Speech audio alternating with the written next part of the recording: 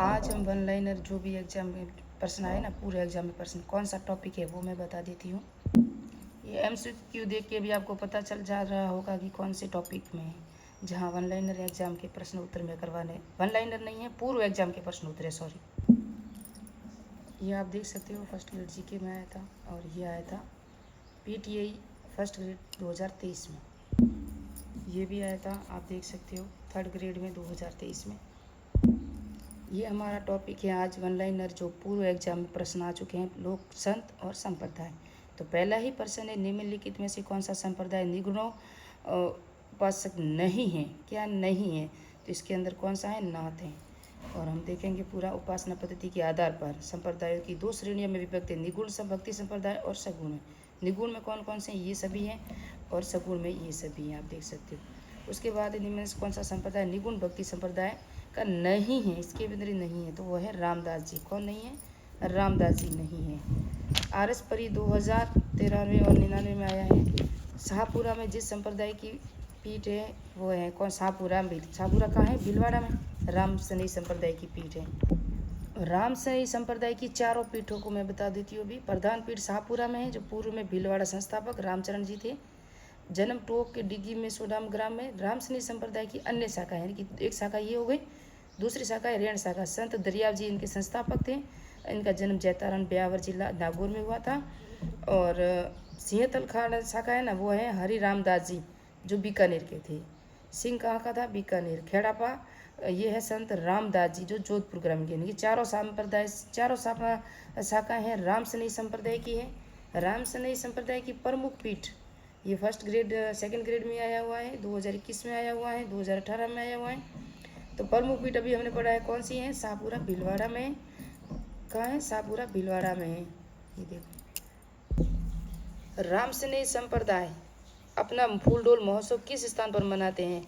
ये 2-3 बार रिपीट हुआ, देखो रीट में भी आया हुआ है। तो ये है शाहपुरा में। शाहपुरा जिले के पूर्व भीलवाड़ा जिला था। होली के दूसरे दिन राम सनई संप्रदाय लोगों द्वारा प्रसिद्ध फूलडोल महोत्सव आयोजित चैत्र कृष्ण प्रतिपदा पंचमी से प्रतिपदा से पंचमी तक किया जाता है। फूलडोल उत्सव मनाया जाता है। कहाँ मनाया जाता है? तो किसके द्वारा इनकी फूलडोल मनाया जाता है?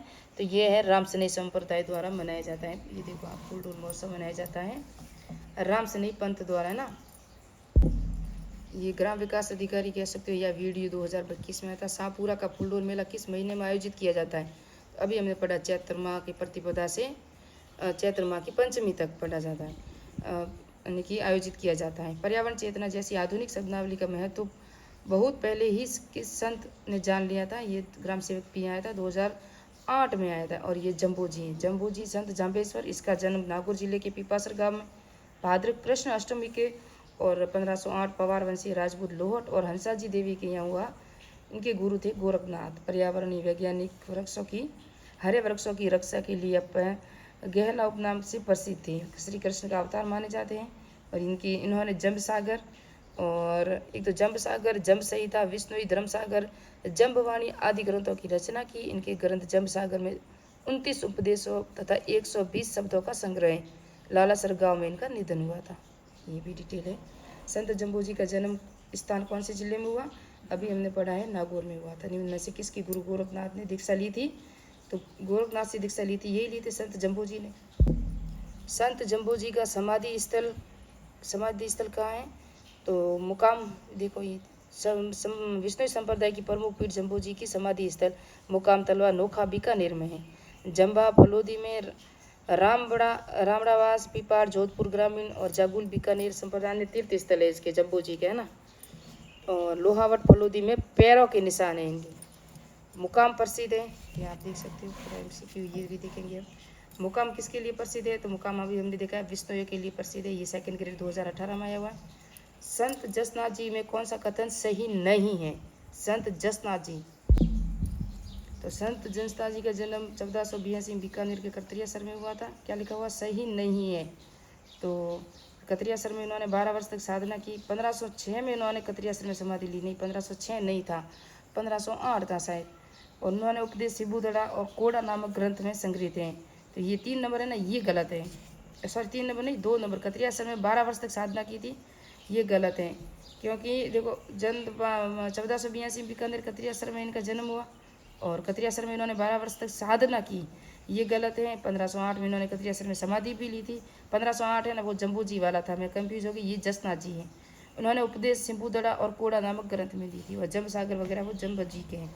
संत जसनाथ जी 1482 में बीकानेर जिले में कतरियासर गाँव हमीर जी जाट और रूपा देखे यहाँ कार्तिक शुक्ल एकादशी को हुआ। जम्बू जी के समकालीन संत जसनाथ जी के गुरु गोरखनाथ थे। उन्होंने प्रभावित होकर दिल्ली सुल्तान सिकंदर लोदी ने कतरियासर में जमीन दी थी। तो कतरियासर में जमीन सिकंदर लोदी ने दी थी, वो दी थी जसनाथ जी को दी थी, है ना। गोरखमालिया नामक स्थान पर 12 वर्ष तक तपस्या की। उन्होंने कतरियासर में जीवित समाधि 1506 में ली। इनका संप्रदाय का प्रमुख धाम माना जाता है। और ये पूरी डिटेल यहाँ पर सिबुदड़ा कोड़ा ग्रंथों में किस संप्रदाय के उपदेश हैं, तो ये अभी हमने पढ़ा है जसनाथ जी के, है ना। तो किसके हैं? जसनाथ जी के हैं। जसनाथ जी संप्रदाय की उत्पत्ति किस रियासत राज्य में हुई थी? जसनाथ जी राज्य जो हुई थी ना, जन्म या उत्पत्ति हुई थी, वो हुई थी बीकानेर में हुई थी। जसनाथ जी संप्रदाय के नियमों की संख्या कितनी है? अभी हमने पढ़ा है 36 नियम है इनके। निम्नलिखित में से कौन सा जसनाथ जी संप्रदाय का प्रमुख केंद्र या गद्दी है? तो वो है कतरियासर। कौन क्या है? कतरियासर। और ये आप देख सकते हो राजस्थान के कौन से प्रसिद्ध संत बीकानेर में कतरियासर से संबंधित हैं? तो वो है सिद्ध संत जसनाथ जी। लिखमादेसर, पुनासर, पुंदरासर, मालासर किस संप्रदाय की उपपीठे हैं? तो ये है ना, ये गोड़ी जी संप्रदाय की उपपीठे हैं। किसकी हैं? गोड़ी जी संप्रदाय की। और ये जसनाथ जी संप्रदाय देख सकते हो आप। सॉरी, मैंने क्या लिखा है? गोड़ी जी, गलत है। लिखमादेसर, पुंदरासर, मालासर किस संप्रदाय की प्रमुख पीठ है? जसनाथ जी संप्रदाय की है। और ये व्याख्या आप देख सकते हो पूरी। बमलुगा बीकानेर, लिखमादे बीकानेर अंशु जी ने स्थापित की, हारो जी ने की, पालो जी ने की, टोडर जी ने की। 5 लासिद नागौर बयोती जी द्वारा स्थापित हुई। इन पीठों के दी को बैठने वाले प्रमुख संत सिद्ध कहलाए। बमलू, लिखमादेसर, 5 लासिद किस संप्रदाय से संबंधित थे? जसनाथ जी संप्रदाय से। लालनाथ जी, चोखनाथ जी, सवाईदास जी का जन्म किस संप्रदाय से संबंधित है? जसनाथ जी से। जसनाथ जी जाट के प्रारंभिक नियम में हारो जी, जिया जी प्रमुख, लालदास जी, चोखनाथ जी, सवाईदास आदि संप्रदाय प्रमुख संत थे। मध्यकालीन मेवात के प्रसिद्ध संत थे। मध्यकालीन मेवात के प्रसिद्ध संत कौन से थे? तो ये कितनी बार एग्जाम में रिपीट हुआ है देख सकते हो आप। 2022 में, 2021 में, 2022 में, वापस 17 में, है ना, 22 में, एक CET 2023 में भी ये प्रश्न आया है। मध्यकालीन मेवात के प्रसिद्ध संत थे, तो ये थे लालदास जी। तो दुलो गोत्र के में मुसलमान लकड़हारे संत लालदास जी का जन्म 1546 में, और जिला कौन था? धोलू, अलवर का जिला था, धौलीदूब नामक स्थान पर। इनके पिता चांदमल, माता समदा और गुरु गहन चिश्ती थे। इनकी मृत्यु भरतपुर रियासत के नगला नामक स्थान पर हुई थी तथा इनकी समाधि शेरपुर अलवर में है। गदन चिश्ती की प्रेरणा से लालदास जी संप्रदाय की स्थापना, जिसकी प्रधान पीठ नगला भरतपुर में है। अलवर और भरतपुर जिले की मेव जाति में इनकी अधिक मान्यता है। सांप्रदायिक सद्भावना प्रतीक लालदास जी मुसलमान होते हुए भी ईश्वर ब्रह्मा के राम नाम से पुकारा जाता था। इन्होंने किस संप्रदाय के अनुयायी, निम्नलिखित में से किस संप्रदाय के अनुयायी मेव थे? तो ये हमने देखा अभी लालदास जी।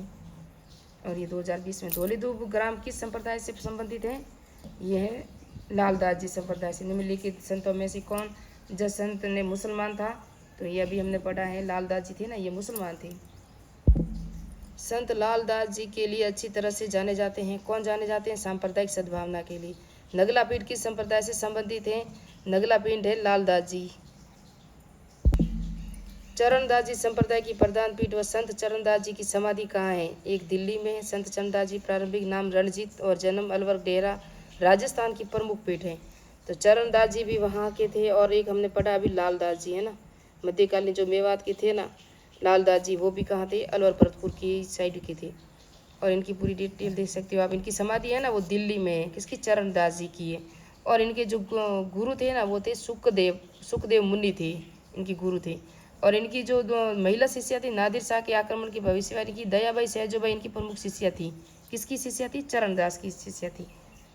और आगे हम देखें, नारी संत दयाबाई शिष्या थी, तो अभी हमने देखा है चरणदास जी की शिष्या थी।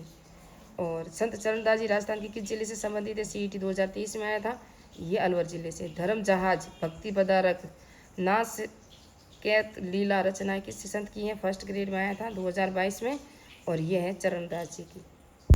तो बाकी के MCQ वो करेंगे नेक्स्ट पार्ट में। और संत संप्रदाय मिलते हैं नेक्स्ट वीडियो में। और मेरे चैनल को सब्सक्राइब कीजिए, लाइक कीजिए, कमेंट कीजिए, और इसी तरह से पूर्व एग्जाम के प्रश्नों की सीरीज़ को ज्वाइन कीजिए। और राजस्थान अध्ययन की सब वन लाइनर MCQ मैंने करवा दिए हैं।